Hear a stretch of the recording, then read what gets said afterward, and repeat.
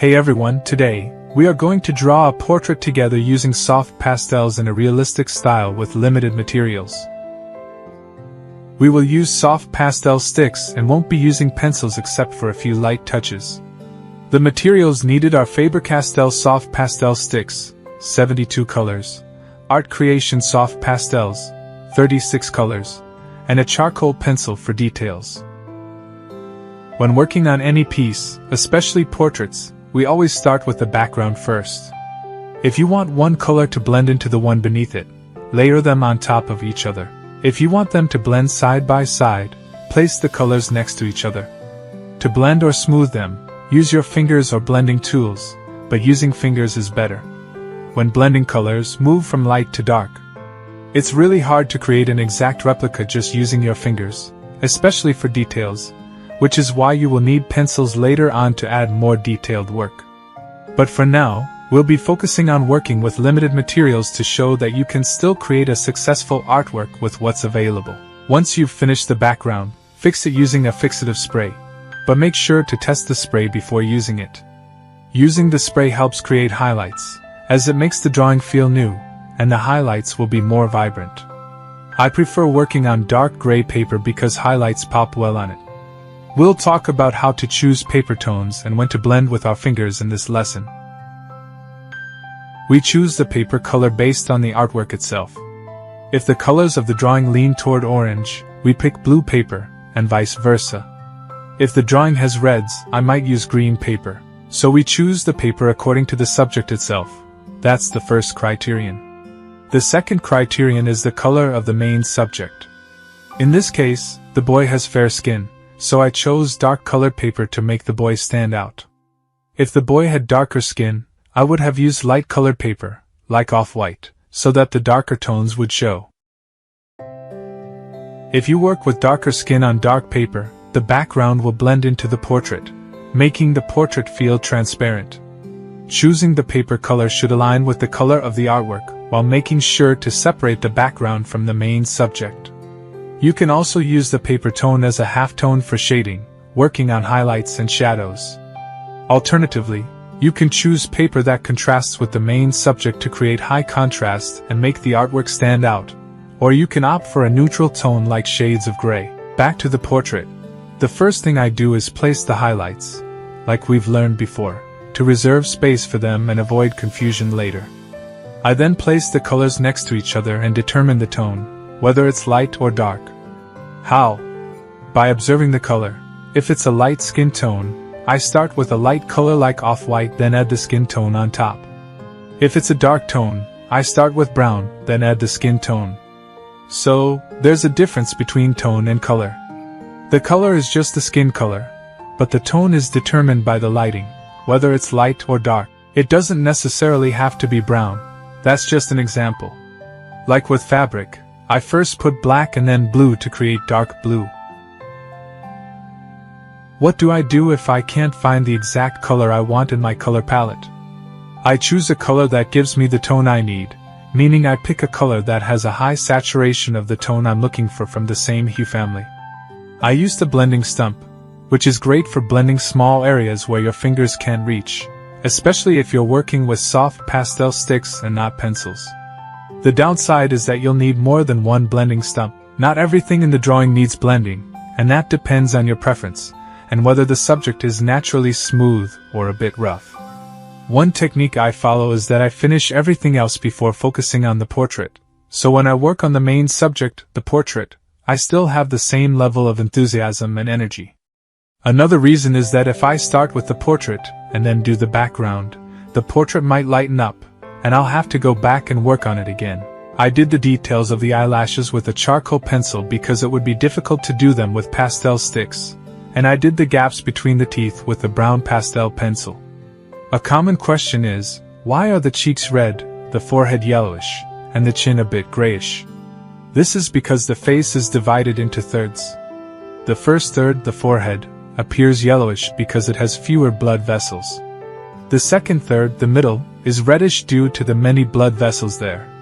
The last third, the lower part, leans toward grayish-blue or greenish due to the presence of tiny hairs.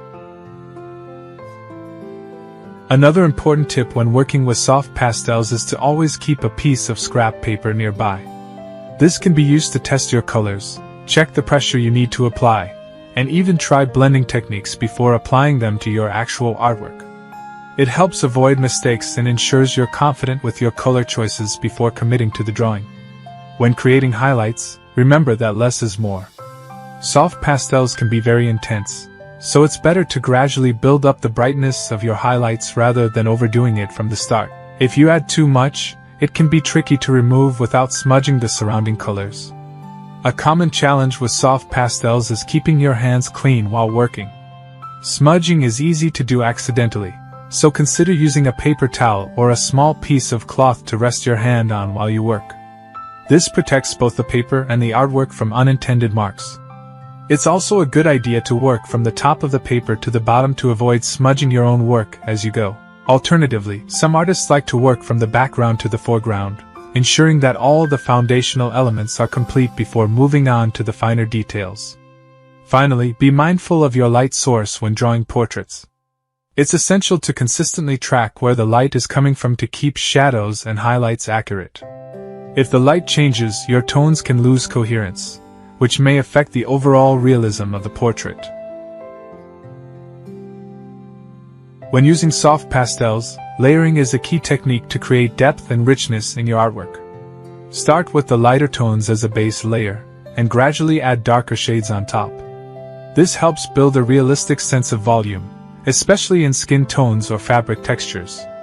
Be careful not to overlayer though, as too much pigment can make it hard to blend or cause the paper to lose its grip on the pastels. It's also helpful to know that the texture of the paper, known as tooth, plays a big role in how the pastels behave. Rougher paper grips more pastel pigment, which is great for building rich, textured layers.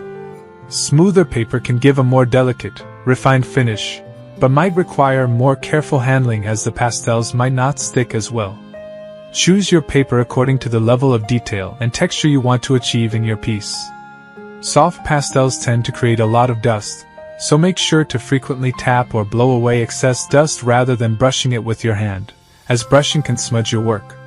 You can also tilt your paper slightly to let the dust fall away from the artwork. Some artists even keep a soft brush on hand just for gently removing dust without disturbing the surface.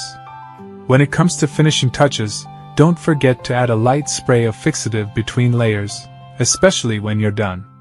This will help to protect your drawing and reduce smudging. However, be cautious with how much you spray, as too much fixative can darken the colors and reduce the vibrancy of your pastels. Lastly, always take a step back from your work regularly to check the overall composition and proportions. Viewing your work from a distance helps you spot any imbalances in shading, contrast, or proportions that may not be obvious when you're working up close.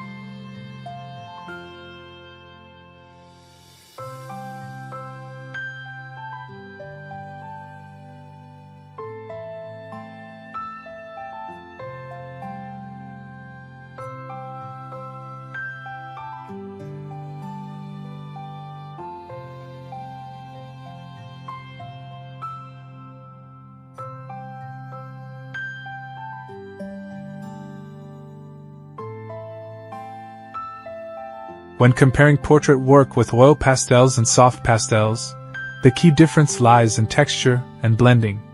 Soft pastels are much easier to blend, giving smoother transitions between colors and creating soft, realistic effects, which is great for skin tones in portraits. However, they can be messy and require fixatives to prevent smudging. Oil pastels, on the other hand, are thicker and oil-based, making blending more challenging but allowing for richer, more vibrant colors. They don't require fixatives and have a more textured, bold finish, ideal for a more expressive or textured portrait style.